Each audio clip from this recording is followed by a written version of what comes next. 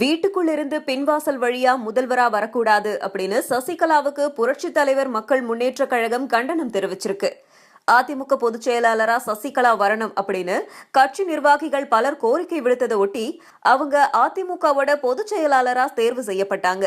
அதை தொடர்ந்து சசிகலாவோட விசுவாசிகள் சிலர் அவங்க முதல்வரா வரணும் அப்படின்னு பன்னீர்செல்வம் பதவி விலகணும்னு கோரிக்கை விடுத்துட்டு வராங்க.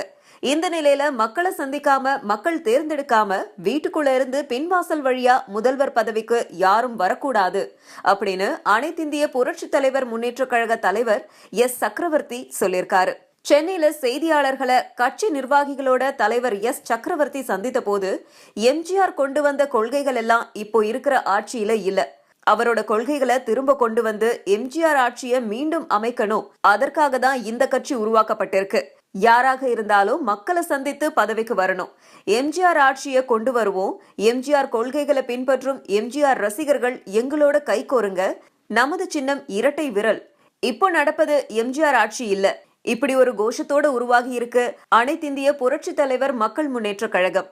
அதோட மக்களை சந்திக்காம வீட்டுக்குள்ள இருந்து பின்வாசல் வழியா ஆட்சிக்கு வரக்கூடாது, மக்களை சந்தித்து அவங்க தேர்வு செஞ்சாதான் எந்த பதவிக்கும் அழகு அப்படின்னு சொன்னாரு. வீட்டுக்குள்ள இருந்து பின்வாசல் வழியா அப்படின்னு யார சொல்றீங்கன்னு கேட்டா அது உங்களுக்கு தெரியாதா சார் அப்படின்னு சொல்லி சிரிக்கிறாரு சக்கரவர்த்தி. மதுரையில தலைமை அலுவலகம், மாநிலம் முழுவதும் சுற்றுப்பயணம், ஏப்ரல் கடைசி அல்லது மே தினத்துல கோவையில பிரம்மாண்ட பொதுக்கூட்டம் நடக்குது. இதுதான் கட்சியோட அடுத்த கட்ட நடவடிக்கை அப்படின்னு சொல்றாரு சக்கரவர்த்தி. இந்த கூட்டத்துல பல முக்கிய தீர்மானங்கள் நிறைவேற்றப்பட்டிருக்கு.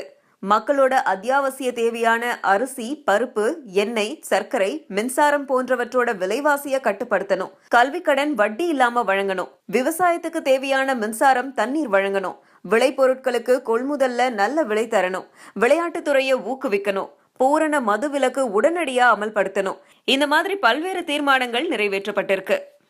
அந்த அம்மையார் வாங்கி கொடுத்து விட்டு போன ஆடு மாடுகள் மட்டும்தான் அம்மா என்கின்றன, மற்ற எல்லோரும் சின்னம்மா என்கிறார்கள் என்றார்.